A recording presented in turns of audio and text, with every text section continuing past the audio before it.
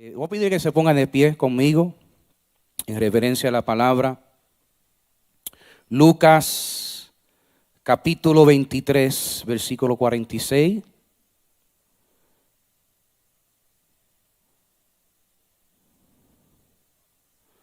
Lucas capítulo 23, versículo 46. Se lee así en el nombre del Padre, del Hijo y del Espíritu Santo. Y se dice, amén. Entonces Jesús exclamó con fuerza: Padre, en tus manos encomiendo mi espíritu. Y a decirle esto, expiró. Padre, venimos a tu presencia, Señor, te damos gracias una vez más de poder estar aquí en tu casa. Gracias, Señor, porque aún a través de la adoración, los cánticos, has comenzado a ministrar. De buena manera te pedimos que tú hables y los ministres a través de tu palabra en esta tarde, y que como iglesia escuchemos lo que el Espíritu Santo quiere hablarnos en este día. Te lo pedimos todo para la gloria y honra de tu nombre. Amén, amén, aleluya. ¿Se pueden sentar? En este día se me fue dado la asignación de poder hablarles sobre el último deseo de la lista de deseos, la eternidad. Para mí, cuando escucho hablar de la eternidad, voy a 2 Corintios capítulo 4, versículos 16 a 18, donde Pablo habla a los corintios. Por lo tanto, no nos desanimemos. Ya hay un mandato. Aquellos que están desanimados, alegres en el Señor. No deje que el desánimo los agobie. Tome el lugar de Dios en su vida. Dice aquí Pablo: a lo contrario, aunque por fuera nos vamos desgastando, por dentro nos vamos renovando día tras día. Pues los sufrimientos ligeros y enfermeros que ahora padecemos producen una gloria eterna que vale muchísimo más que todo sufrimiento. La gloria postrera que vamos a experimentar como iglesia será mucho más poderoso de lo que estamos sufriendo ahora. Esa es la esperanza de aquellos que están en Cristo Jesús. Es un seguro, es una garantía que ya no moriremos, sino viviremos para contar las maravillas del Señor. Así que no nos fijemos en lo invisible, sino en lo invisible, ya que lo que se ve es pasajero. Lo que usted esté pasando en estos momentos, la crisis, la aflicción, la prueba, la enfermedad, te tengo una noticia. Eso tiene su fecha de expiración. Eso pasará, aleluya. Eso pasará. Y dice aquí, sino en lo invisible, ya que lo que se ve es pasajero, mientras lo que no se ve es eterno. Pablo dice que aquí, él hablando, el cuerpo físico está en un proceso de descomposición y eventualmente morirá. En la superficie de Pablo se estaba refiriendo al proceso normal de envejecimiento, pero con el énfasis añadió de que su estilo de vida aceleró ese proceso. Aunque no era un anciano, Pablo se agotó en el ministerio, tanto en el esfuerzo como en el ritmo que mantuvo, más el número de golpes y ataques que absorbió de sus enemigos. La palabra griega para sufrimiento se refiere a la presión tensa. Y ligero significa una bagatela sin peso. Desde una perspectiva humana, el propio testimonio de Pablo enumera una lista aparentemente insoportable de sufrimientos y persecuciones que soportó a lo largo de su vida. seremos despreciados, seremos odiados por la causa de Jesucristo. Pero hay una promesa que dice en la palabra de Dios que las Hades, las puertas del infierno, no prevalecerá contra la iglesia. Aleluya. Vamos a padecer por un momento, pero nuestra victoria, nuestra gloria, aleluya, ya está garantizada. Pablo hablaba en Romanos capítulo 8, versículo 37, y antes de eso, versículo 35 y 36, él decía, ¿qué me separará el amor de Cristo? Y él tenía una lista ahí, desnudez, espada, hambre, muerte, ¿verdad? Quizá nosotros aquí dicen nuestros esposos, nuestras esposas. Aleluya. Nuestro hermano, nuestro prójimo. ¿Verdad? Pero mira lo que dice él. Antes estas cosas, aleluya. Antes de tu enfermedad, antes de la crisis, antes de tu aflicción, antes de tu prueba, somos más que vencedores a través de ¿quién? De Jesucristo, el que murió en la cruz.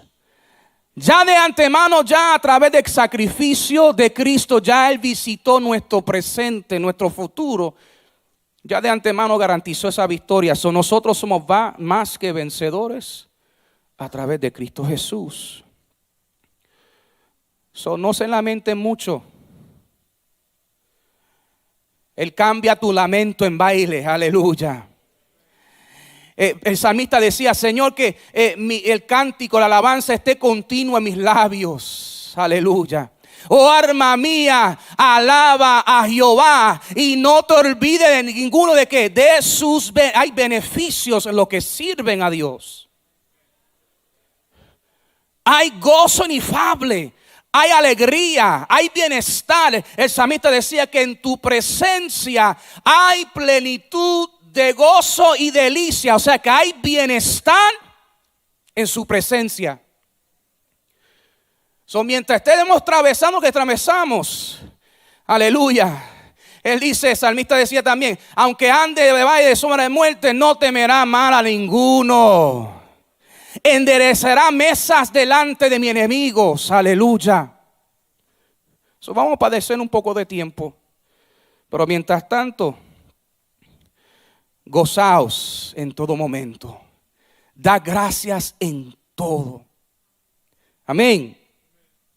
Pero los que vio como leves, Pablo veía estas cosas leves y duraderos por solo un breve momento. La palabra griega para peso se refiere a una masa pesada. Para Pablo la gloria futura que experimentará con el Señor era mucho más mayor que cualquier sufrimiento. Pablo comprendió que cuanto mayor sea el sufrimiento, mayor será su gloria eterna.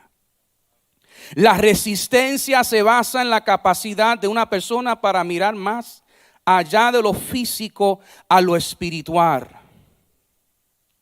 Más allá del presente al futuro y más allá de lo visible a lo invisible. Los creyentes deben mirar más allá de lo temporal, lo que está pereciendo, es decir, las cosas del mundo.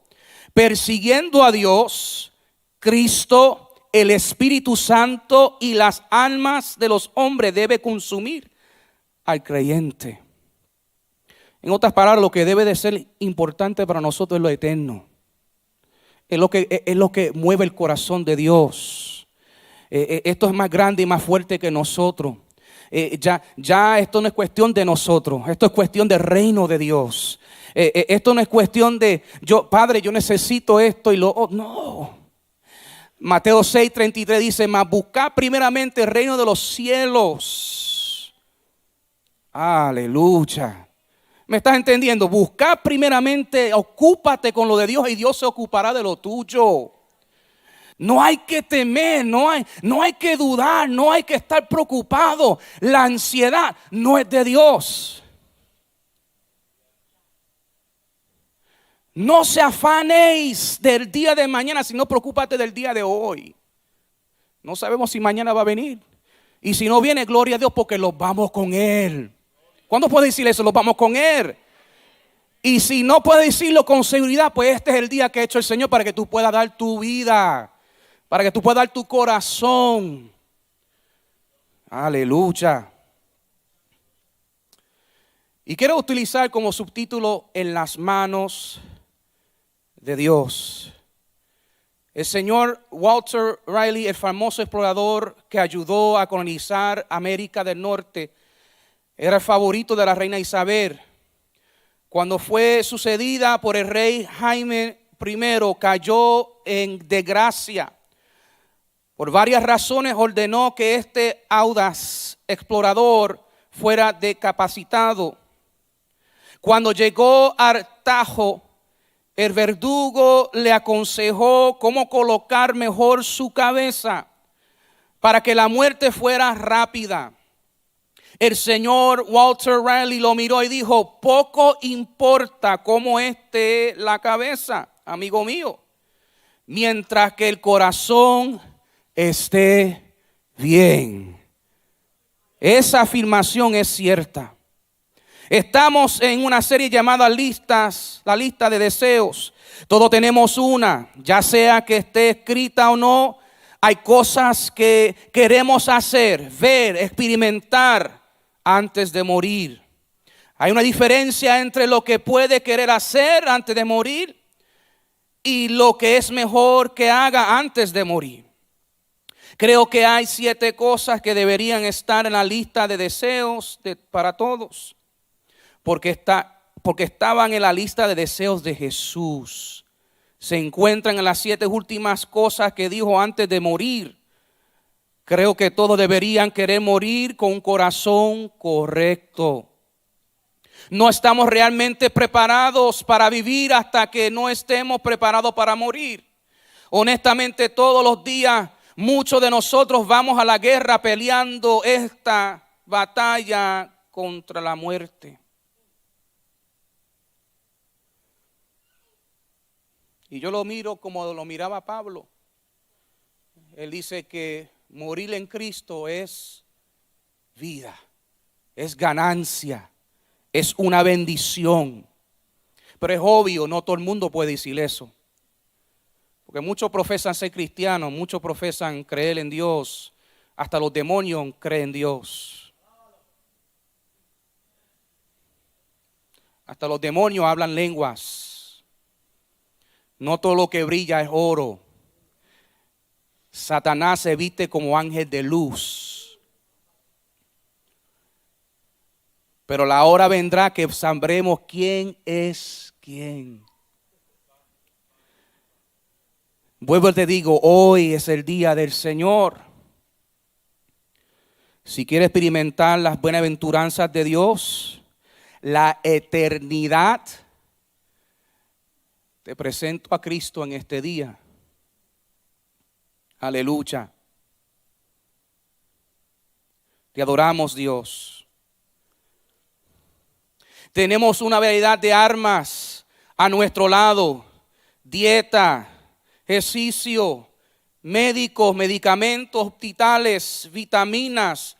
Pero sabemos que en el fondo la muerte gana al final.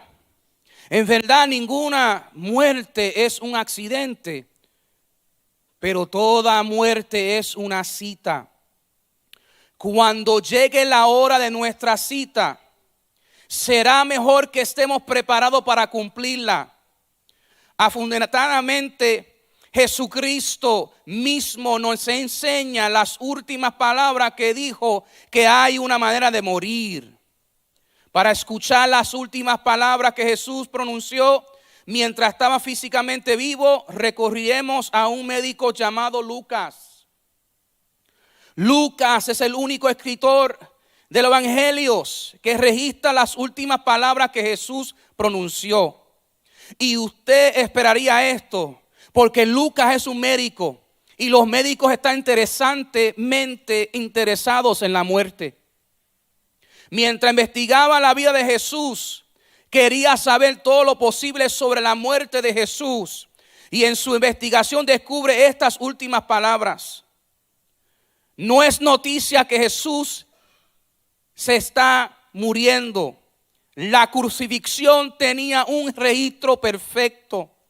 Una de cada persona crucificada moría. De hecho, la muerte tiene un registro perfecto. Una de cada persona muere. Tú mueres, yo muero, todos mueren. Así que su muerte no es una sorpresa. Lo que hizo que su muerte fuera tan sorprendente fue la forma en que murió. Porque la muerte no tenía la última palabra con Jesús. Tu situación, tu necesidad, tu enfermedad, tu crisis no tendrá la última palabra. No tendrá la última palabra. Gloria a Dios, aleluya. Jesús tenía la última palabra con la muerte. Esta es la historia del doctor Lucas. Lucas capítulo 23, versículo 44 y 46. Era ya cerca de mediodía y la oscuridad cubrió toda la tierra hasta las 3 de la tarde. Porque el sol dejó de brillar y el velo del templo se rasgó, aleluya, en dos.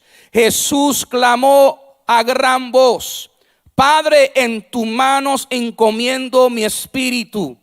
Cuando hubo dicho esto, expiró. Es interesante que ninguno de los escritores del Evangelio del Nuevo Testamento se contenta con decir simplemente que Jesús murió. Todos dicen que su espíritu fue directamente a las manos de Dios. Él no va en silencio en la noche. Él no sale con gemido. Él sale con una explosión. Lo último en su lista de deseos era morir en las manos de Dios. Pero la única manera de morir en las manos de Dios es con un corazón recto. En su última declaración, Jesús nos dice cómo morir en las manos de Dios. Primer punto: estar conectado con el corazón del Padre.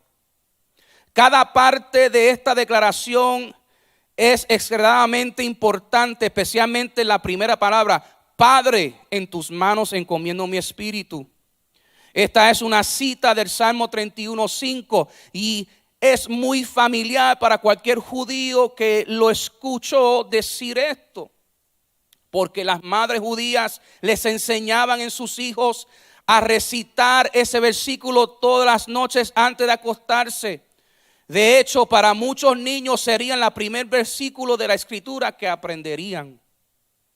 Allá por el siglo XVIII hubo una oración de niños que fue escrita y que muchos padres enseñaron a sus hijos a decir por las noches antes de acostarse. Algunos padres todavía lo hacen hoy. Puedes recordarlo decir así: ahora me acuesto a dormir. Te ruego, Señor, que guardes mi alma. Si debo morir antes de despertar, te ruego, Señor, que tomes mi alma. Puede que no todo te des cuenta, pero esa es solo una forma moderna de la oración que Jesús oró directamente de la palabra de Dios. Pero hay alguna diferencia o diferente en esta oración. Aunque el rey David originalmente escribió esa oración, Jesús la oró de una manera que ningún otro judío la había orado jamás. Debido a la palabra que agregó al principio Padre. Hasta que Jesús lo hizo, Jesús quería que el mundo supiera que Él murió conectado al corazón del Padre. Una de las cosas que irritaba tanto a los fariseos era la forma en que se refirió a Dios como su Padre. Una de las primeras palabras que escuchamos decir a Jesús fue cuando tenía 12 años y las únicas palabras jamás registradas cuando era un joven y le dijo esto a su mamá y a su papá: ¿no sabías que tenía que ser en la casa de mi padre? Este era de lejos su término favorito para el Dios de los cielos. Hay 4 relaciones principales que Dios tiene con nosotros o quiere tener con nosotros: Creador, Rey, Juez, Padre.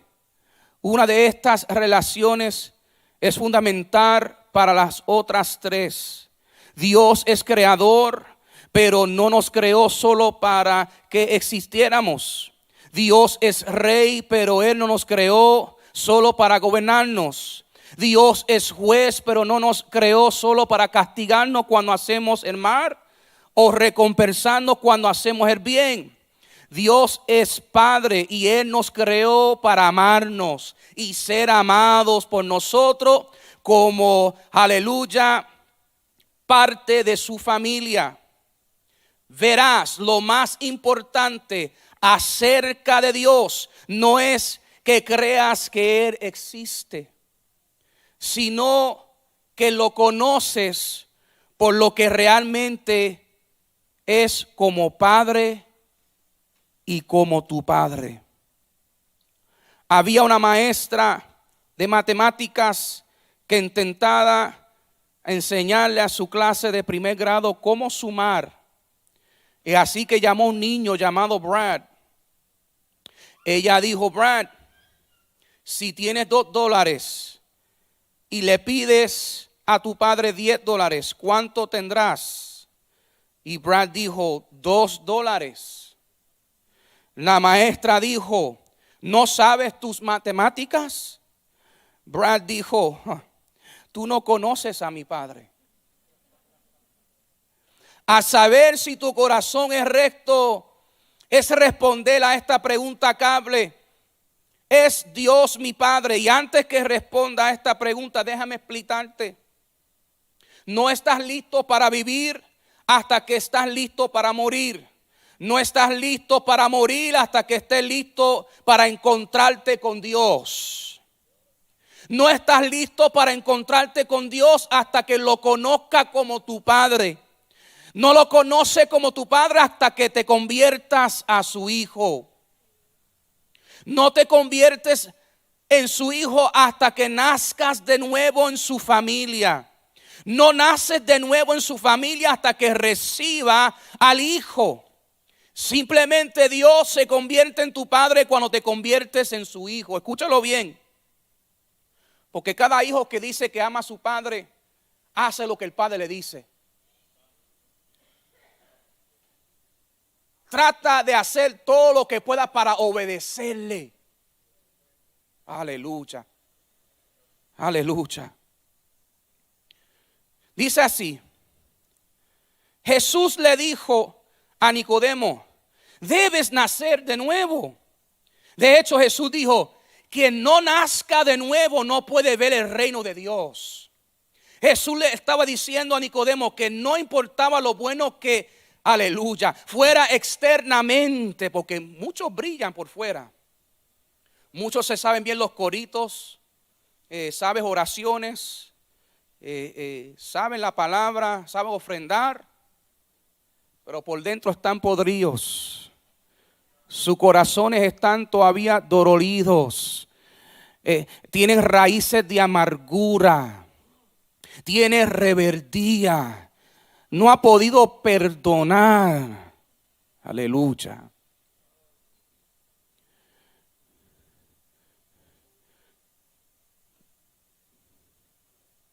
Pero entonces se quiere ir con él.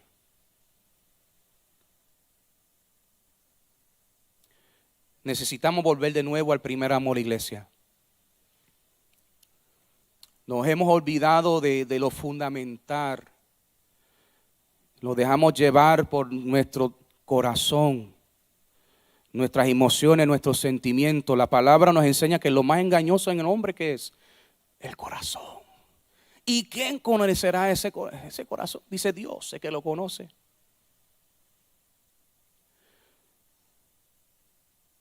Si tu corazón no está alineado al corazón de Dios, este es el día, aprovéchalo. No deje que el ego, no deje que el ego, no deje que, no, yo sé mejor, I know better, yo sé mejor. Yo lo sé, yo. Y realmente, finalmente, no sabe nada. Juan capítulo 13, versículo 20 dice: les aseguro que el que recibe al que yo envío, me recibe a mí, y el que me recibe a mí, recibe al que me envió. Cuando mueras, quieras asegurarte de que tu corazón esté bien. Si tu corazón es recto, estarás conectado con el corazón del Padre. Pero solo puedes estar conectado con el corazón del Padre si Él es tu Padre. Él solo se convierte en tu Padre cuando recibes a Jesucristo. Si quieres llamar a Dios como tu Padre, cuando mueras debes llamar a Jesús tu Salvador. Romanos 10:10 dice: porque con el corazón se cree para justificado, pero con la boca se confiesa para ser salvo. Y la palabra de confesar, esta palabra griega básicamente significa decir lo mismo o estar de acuerdo con alguien. La persona que confiesa a Jesús como Señor, versículo 9 de ese mismo capítulo, está de acuerdo con la declaración del Padre de que Jesús es Salvador y Señor. Punto número 2. Estar encomendado a las manos del Padre. Escuche esta declaración nuevamente y escuche estas palabras claramente. Padre, en tus manos encomiendo mi espíritu. Estás escuchando las últimas palabras que el Jesús humano jamás pronunció. Un cuerpo físico natural. Note que Él es la única persona que eligió morir. Si tiene tendencias suicidas, puede elegir cómo morir y cuándo morir, pero no puede elegir morir. La muerte no tiene que pedirte permiso para llevarte, pero tuvo que conseguir el suyo. No se equivoque al respecto, al final Jesús no fue asesinado. La diferencia de la mayoría de los hombres crucificados: Él no murió asfixiado o desirritado. No murió involuntariamente, Él eligió morir. Él le dijo: Padre, envíame a mí. Envíame a mí, porque yo sé que esta creación está cerca de tu corazón. Envíame a mí. Señor, si está de ti pasar esta copa, pásala.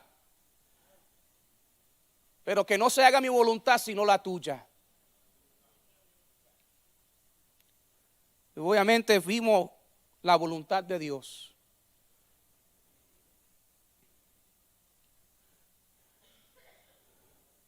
Jesús dijo esto acerca de su propia vida física: nadie me la quita, pero yo la dejo por mi propia voluntad. Tengo la autoridad para dejarlo y la autoridad para retomarlo. Este mandato lo recibí de mi Padre. Juan 10:8. Jesús murió voluntariamente. ¿Ves eso en la palabra? Comprométese. La palabra griega es una palabra que significa literalmente poner al lado. Era un término bancario que se refiriera a depositar su dinero o algo valioso en lugar seguro. Muchos de nosotros incluso tenemos artículos muy valiosos en lo que se llama una caja de seguridad en el banco. Ahora, el depósito es algo que hace por tu cuenta y es algo que hace voluntariamente. No estás obligado a hacerlo. Jesús voluntariamente depositó su espíritu y su vida en las manos de Dios. Ningún sacrificio del Antiguo Testamento murió voluntariamente. Ningún